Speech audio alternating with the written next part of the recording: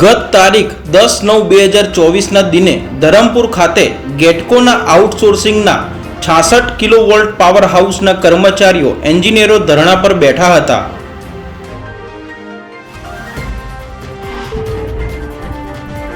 ત્યાં એન્જિનિયરોના સહકારમાં વાંસદા ચીખલીના ધારાસભ્ય શ્રી અનંત પટેલ આવ્યા અને એક્ઝિક્યુટિવ એન્જિનિયર સાથે રૂબરૂ અને એમડી સાથે ટેલિફોનિક ચર્ચા કરી નિરાકરણ કર્યું હતું।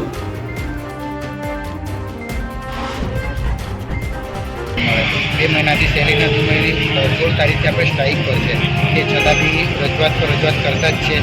એની એનો કોઈ ઉકેલ થયો નથી। અમે કપિલભાઈ પાસે ગયા અને પછી આનંદભાઈ પાસે ગયા, બરાબર। એ લોકો અમારા સમક્ષમાં અમારા માટે આવ્યા છે કે અમારી સેલેરી થઈ, અમારી પરિસ્થિતિ એ લોકોને ખબર છે અને કે આપણે બ્રિલિયન્ટ ઠેકેદાર સાહેબ જે એમડી છે આપણા, બરાબર, એને આપણે ઝૂમ મિટિંગ પર બી વાત કરી હતી કે હું સેલેરી કરાવી આપું છું અને એ વાત શુક્રવારે થઈ હતી ને એમને કીધું હતું કે સોમવારે તમારી બધાની સેલેરી હું કરાવી આપું, પણ તમે કંપનીને સમજો ગઈકાલે સોમવારે પહેલાં ઝૂમ મિટિંગમાં વાત થઈ હતી, સાહેબને ખબર છે ત્યારે વાત થઈ હતી કે કીધું હતું કે જેબીએસમાં તમે નોકરી કરો છો અને અમે જેબીએસના બરાબર, તો આપણે એક પરિવાર છે એમ કીધું એમ। તો ખરેખર એ જે કહેવા માંગે છે કે આપણે એક પરિવાર છે, તો તમે પરિવારની આ બધા જે જેબીએસમાં આટલા બધા આવ્યા છે એ કર્મચારીઓની તકલીફ સમજો તો તમે પરિવાર છો એમ, મારે આવું કહેવું છે। સાહેબે તે દિવસે જે બાબતે ધરણા પર બેઠા હતા ત્યાં ધારાસભ્યશ્રી સાથે વાપી ડિવિઝનના એક્ઝિક્યુટિવ રૂબરૂ આવીને અને જેબીએસના એમડીએ ટેલિફોનિક વાત કરી કર્મચારીઓની તમામ માંગણીઓ સ્વીકારી હતી।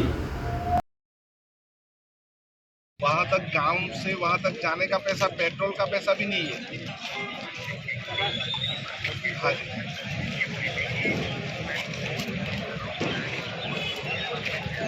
हाँ जी,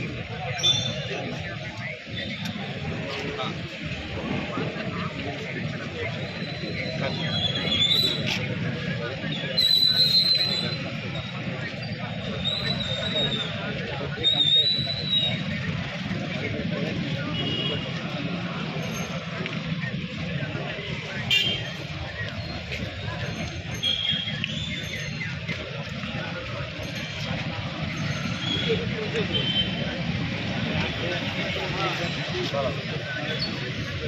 वही कल आ जाएगा तो ये लोग परसों से काम पे लग जाएंगे फिर से।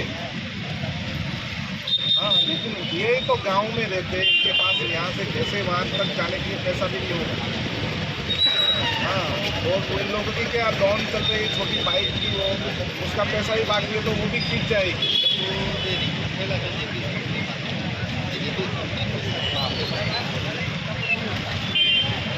वही ना, मैं तो अभी बोल दूंगा, मैं तो बोल ही दूंगा, लेकिन आप रोज તે ધરણાનું બાબા સાહેબ આંબેડકરને હાર દોરા કરીને પૂર્ણાહુતિ કરવામાં આવી અને જો 10 દિવસમાં સમાધાન થયેલાનું નિરાકરણ ન આવે તો 5 જિલ્લાઓના તમામ કર્મચારીઓ દ્વારા ફરી ધરણા પર બેસવાની ચીમકી આપી હતી।